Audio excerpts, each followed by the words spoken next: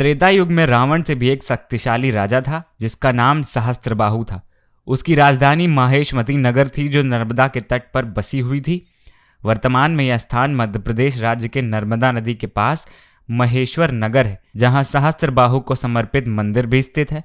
अपने समय में सहस्त्रबाहु अत्यधिक शक्तिशाली था, पराक्रमी राजा था जिसने तीनों लोकों के राजा रावण को भी पराजित कर दिया था और उसे अपने कारावास में बंदी बनाकर रखा था। किंतु भगवान परशुराम के द्वारा उसका अपने समूचे कुल समेत नाश भी हो गया था। आज हम सहस्त्रबाहु के जीवन के बारे में जानेंगे। आप देख रहे हैं द यूपी खबर, तो चलिए शुरू करते हैं। सहस्त्रबाहु का मूल नाम कार्तवीर्य अर्जुन था। वह बड़ा प्रतापी तथा शूरवीर राजा था। उसने अपने गुरु दत्तात्रेय को प्रसन्न करके वरदान के रूप में उनसे 1000 भुजाएं प्राप्त की थी। 1000 भुजाएं होने के कारण भी कार्तवीर्य अर्जुन सहस्त्रबाहु के नाम से जाना गया था। उसने सभी सिद्धियां प्राप्त कर ली थी। माना जाता है कि माहेशमती सम्राट सहस्त्रार्जुन अपने घमंड में इतना चूर हो गया कि उसे कुछ भी याद ही ना रहा। वह धर्म की सभी सीमाओं को लांघ चुका था। उसने अत्याचार व अनाचार से पूरी जनता परेशान हो चुकी थी। वह इतना घमंड में चूर हो गया था कि उसने वेद, पुराण और धार्मिक ग्रंथों तक को नहीं छोड़ा। उन्हें गलत बताकर ब्रह्मा का अपमान करता, ऋषियों के आश्रम को नष्ट कर उनका वध तक कर देता था। एक बार सहस्त्रार्जुन अपनी पूरी सेना के साथ जंगलों से पार करता हुआ जमदग्नि ऋषि के आश्रम में विश्राम करने के लिए पहुंचा। महर्षि जमदग्नि ने सहस्त्रार्जुन को आश्रम का मेहमान समझकर स्वागत सत्कार में कोई कसर नहीं छोड़ी। कहते हैं ऋषि जमदग्नि के पास देवराज इंद्र से प्राप्त दिव्य गुणों वाली कामधेनु नामक अद्भुत गाय थी। महर्षि ने उसे गाय के मदद से कुछ ही पलों में देखते ही देखते पूरी सेना के भोजन का प्रबंध कर दिया था। कामधेनु एक ऐसे विलक्षण गुणों को देखकर सहस्त्रार्जुन को ऋषि के आगे अपनी राजसी सुख कम लगने लगा।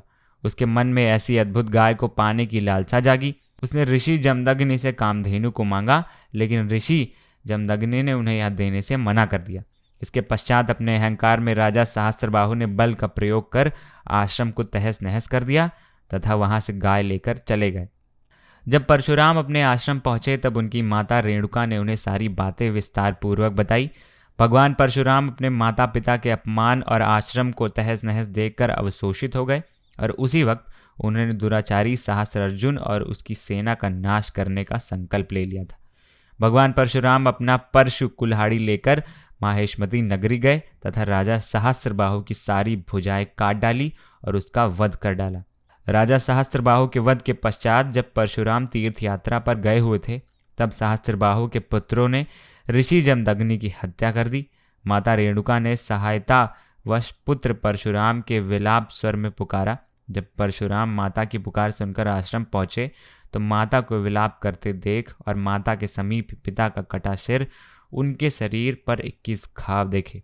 यह देखकर परशुराम बहुत क्रोधित हुए और उन्होंने शपथ ली कि वह जब तक उस वंश का ही सर्वनाश नहीं कर देंगे बल्कि उनके सहयोगी समस्त क्षत्रिय वंशों को 21 बार संहार कर भूमि को क्षत्रिय विहीन नहीं कर देंगे। पुराणों के अनुसार उन्होंने इस वचन को पूरा भी किया। इसलिए कहा कि भगवान परशुराम ने 21 बार इस पृथ्वी को क्षत्रिय विहीन कर दिया था, जबकि उन्होंने क्षत्रिय वंश की एक जाति हैय वंश का 21 बार नाश किया था।